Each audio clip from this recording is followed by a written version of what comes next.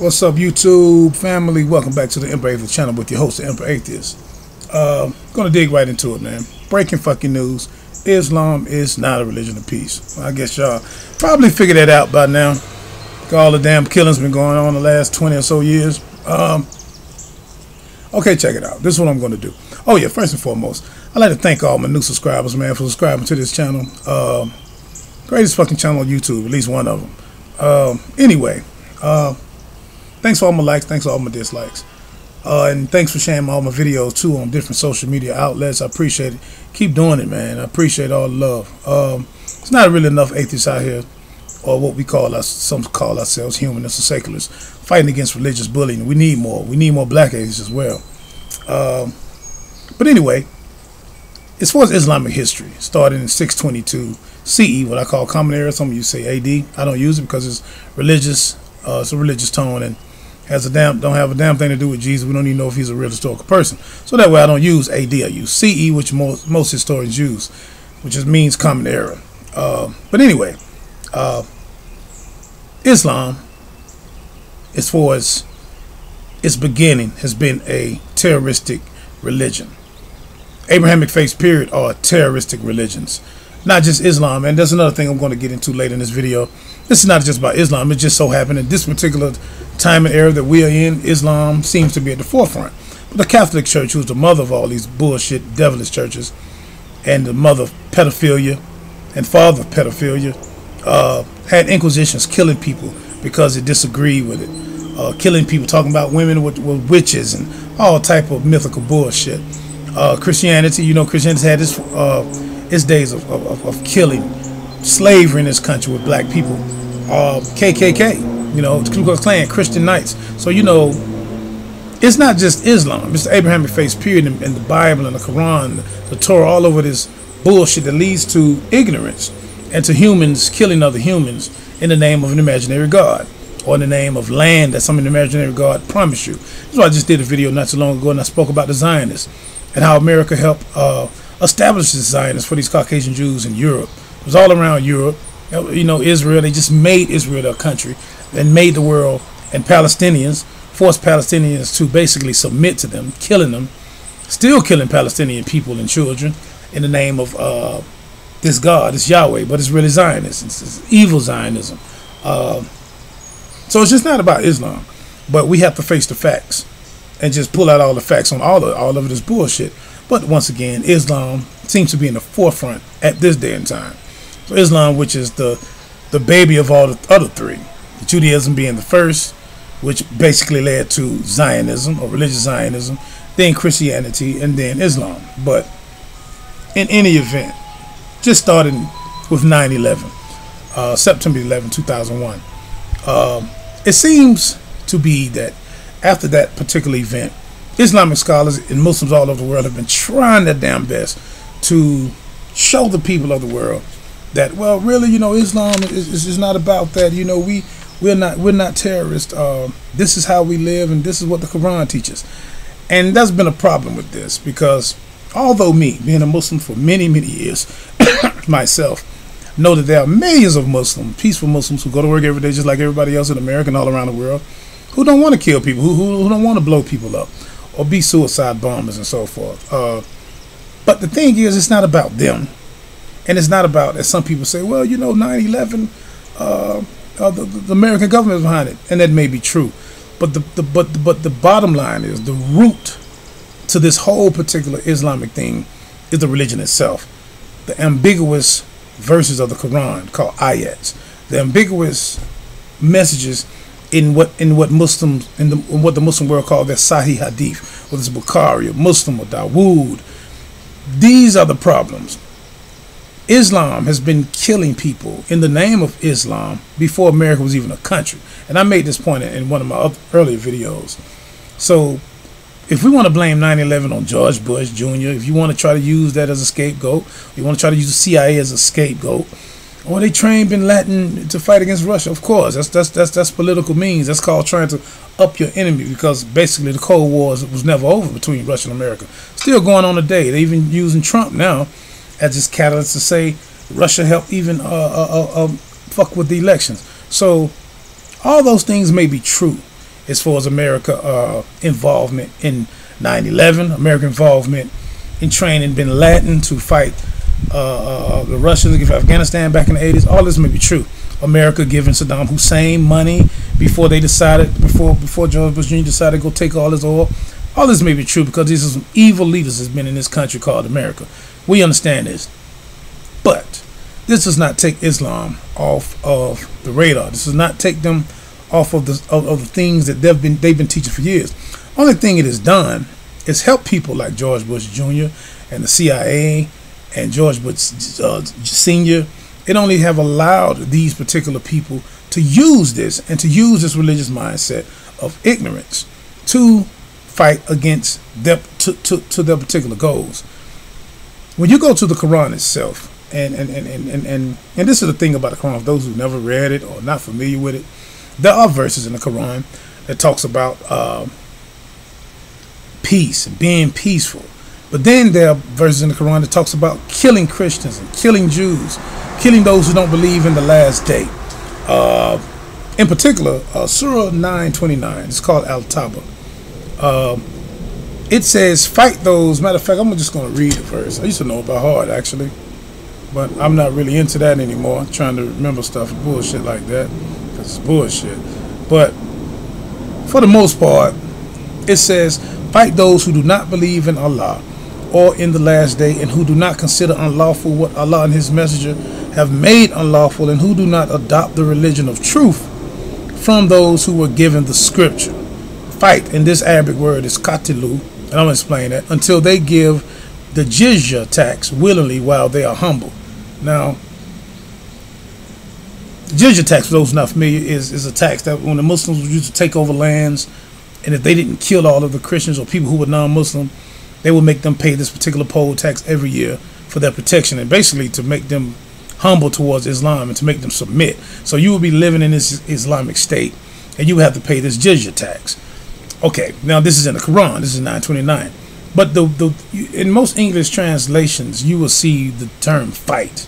But in actuality, the Arabic word it says katilu ala dinar la yu'minun. It says katilu means to kill. Actually means to kill or destroy those who don't believe. Is yu'aminu or yu'aminu or mignuk or what they call the maknoon, or those who believe. It's saying to kill those who don't believe. La means that negates belief.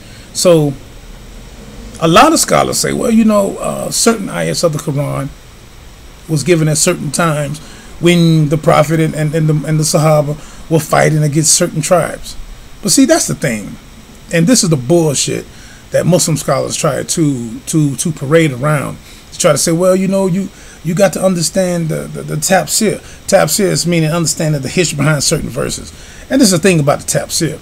A lot of the people who wrote tafsir or who gave tafsir wasn't even there themselves. Some of them got stories just like the hadith. Got stories from other people who narrated down like a isnad or a chain of people who they claim, well, we think we could trust this person. It's really bad. And without me going into all of that bullshit, because it's a bunch of bullshit, I would have to do a whole nother video just on hadith and how Islamic history got down to even understanding tafsir of particular verses. It's a long history of bullshit. But anyway, these are verses in the Quran which I say from the beginning are ambiguous, and they actually tell the believers to kill, to fight, to kill people who don't see it your way, or who don't view it your way, who don't believe in the last day. So atheists don't have a chance nowhere in the world. Christians, they don't believe the way that you believe. You know what I'm saying? Even though y'all so-called have the same prophets, y'all believe in the same God, even though you really don't. But even though you say you believe in the same God, but yet it says to fight them. You know what I'm saying? To fight them who haven't accepted your way or your belief or your scripture. And Christians don't accept the Quran, point blank. So basically, this verse 9:29 telling you to kill Christians too. So the Christians and the atheists are in the same damn boat. If Islam today had enough power, and this is something that people need to understand. Countries like Saudi Arabia and these countries are sort of submissive right now because they're not a world power, and they don't even have a military. But if countries, Islamic countries, could get to be a world power, just think about this. And this all due to the root of their religion, their Quran. Then we're going to read some garbage ass hadiths and some more things on the Quran. Where this Prophet Muhammad, this peaceful man, even gave permission for Muslim men to beat their wives. In Surah 24, verse 2, said beat them. You know, if you just felt some type of way that they was doing something wrong, not if you had facts and proof, just beat them anyway. If you just feel this way, this is a very ignorant book, but it's nothing peaceful about it. But anyway, just think about this for a moment, y'all. If somebody like Ahmadinejad, whatever the fuck his name is, the president of Iran, I used to say it good all the time. If he had the power of, say, Russia or America, there's no telling what this clown would do, because these people really believe in their books. They really believe in what they teach. And if he had the power to submit other countries who didn't believe the way he believed, oh man, and made the whole world will be paying jizya tax to Iran or to Turkey or whoever had this power that they knew, if y'all don't fucking follow what we say, we'll blow y'all ass up. And we know that this imaginary God Allah is down with us for doing it. Think about this. This is how serious the ignorant thinking of religion is. And these countries are not what we call democratic countries. They're not ran on democracies. They're ran on theocracies, which means that these governments are fully about the belief in a God, a theocracy. Something that basically Donald Trump is damn near headed towards, with the video I just made with him telling I.S.I.S just basically to avoid the Johnson Amendment and have the churches get off into politics and basically merge church and state. Is basically what Donald Trump is doing, even though he might not realize because she's so fucking stupid. But this is something that you want to avoid. You want to avoid theocracy. You want to avoid a theocratic government. And this is what Saudi Arabia, this is why their women are treated like shit, because they're still going on a 1500-year-old religion that is misogynistic in nature. All Abrahamic religions are misogynistic in nature, but Islam is probably like the most extreme one. That's another thing that doesn't make your religion of peace. And the thing about it, for them to say it's a religion of peace, and like I said, I just want to just go by these numbers, man. And right now it's May 2017. These numbers are basically coming from like December 2016 that I got, so I don't have any newer numbers from that. But like I said, man, 1,274 Islamic attacks in 50 countries. Matter of fact, this is January 2017. Out of those 1,274 Islamic attacks, you got 11,774 people that were killed, over 14,000 injured. Now, this doesn't seems like a peaceful religion to me. Now,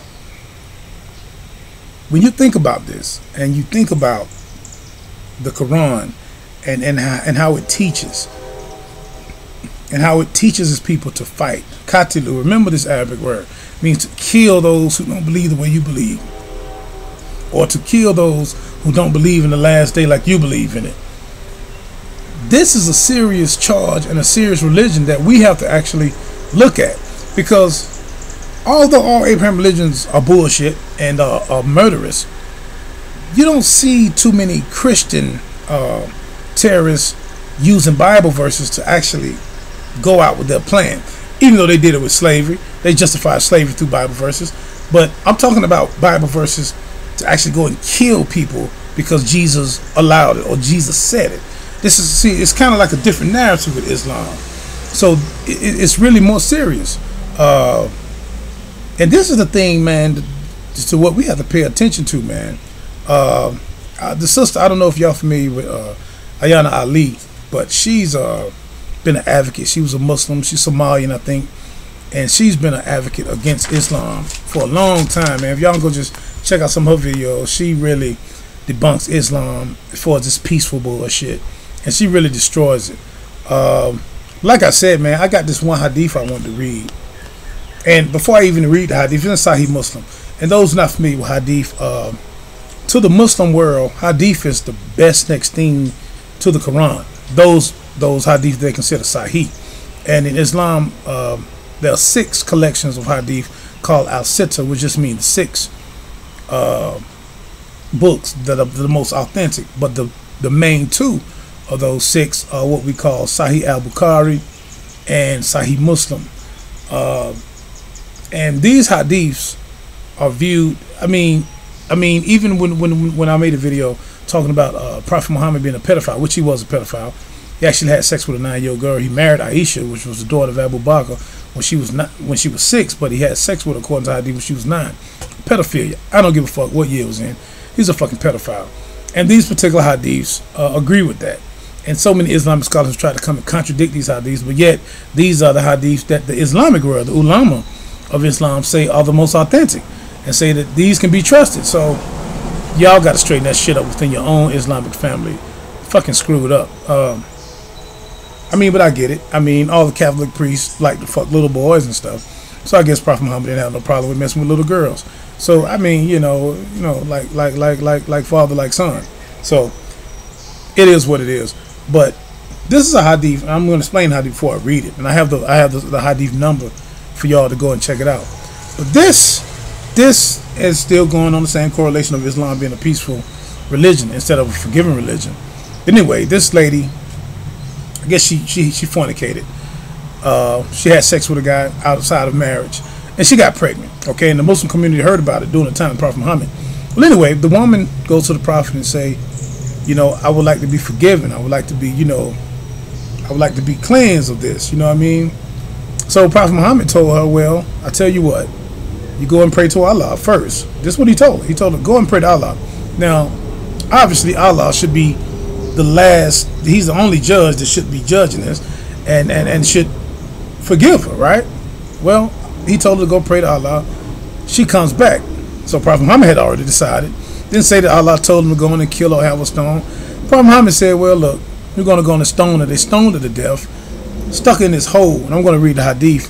And they stoned her, bust all in the heads with stones until she died. And then I'm going to read this hadith first. It said, and when he had given command over her and she was put in a hole up to her chest, her breast, he ordered the people to stone her. Khalid ibn al-Walid came forward with a stone, which he threw at her head, and when the blood spurted on his face, he cursed her. And this is in Sahih Muslim, hadith number 4206. Now, according to Umar, who was the second caliph of Islam, according to Sunni Muslims, Umar said that there was a verse of stoning in the Quran. Now, this is something that I want y'all to pay attention to. There is no verse in the Quran dealing with stoning, but there is a verse in the Quran that deals with, as far as in Surah 24:2, deals with striking an adulteress, or logging an adulteress 100 times.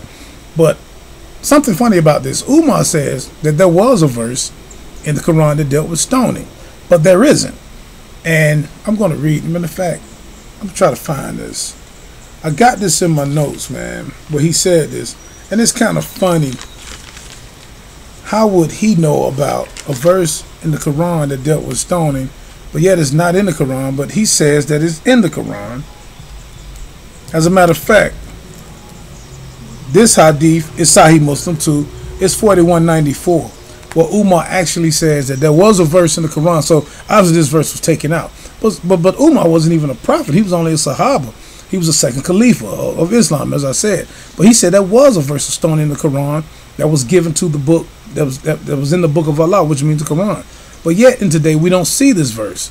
So this here is another flaw that shows that the Islam is some bullshit, the Quran is some bullshit. And there was even other companions like Ibn Masud, who said that Al-Fatiha wasn't supposed to be a part of the Quran. Surah 114 and 113, him and his brother Ibn Ka'b said that these verses were not a part of the Quran. But yet, as today, we see these Quran. And these hadiths that I'm talking about are in their Sahih hadiths, the ones that they say are the closest to the Quran. So the Muslims never answer these questions on these particular hadiths that contradict their whole concept of not only Islam being a religion of peace, but of the Quran being an intact, spiritual, divine book from some damn Allah. But like I said, man, and there's a lot of other verses that I didn't even get into. As far as, and the surah on being your wives was surah 434. I say it's cool to just beat the shit out your wives if you think, I mean, she's not acting right. Not saying it had to be a fact, but if the man just thinks she's not acting right, just beat her ass. That's surah 4 verse 34. And the surah, the ayat, the verse on the adulterer being beat 100 times is Quran 24:2. So, and there's so many other verses, and I'm going to put these links. Matter of fact, that's why I didn't really want to just speak about it in the video or put the links on the video across the screen, because I'm going to put so many links in the video where y'all can go to and see these bullshit hadiths of all type of violence and Quranic verses. I'm going to put these Quranic, for those not familiar with the Quran, I'm going to put these Quranic verses in the links too, so y'all can go and see for yourself, man. But once again, man, thanks for watching the Emperor Atheist channel. Thanks for all y'all support. Thanks for your likes, and thanks for your comments, for your dislikes and all. It's all good. Peace out. I'm Emperor Atheist. Islam is still bullshit.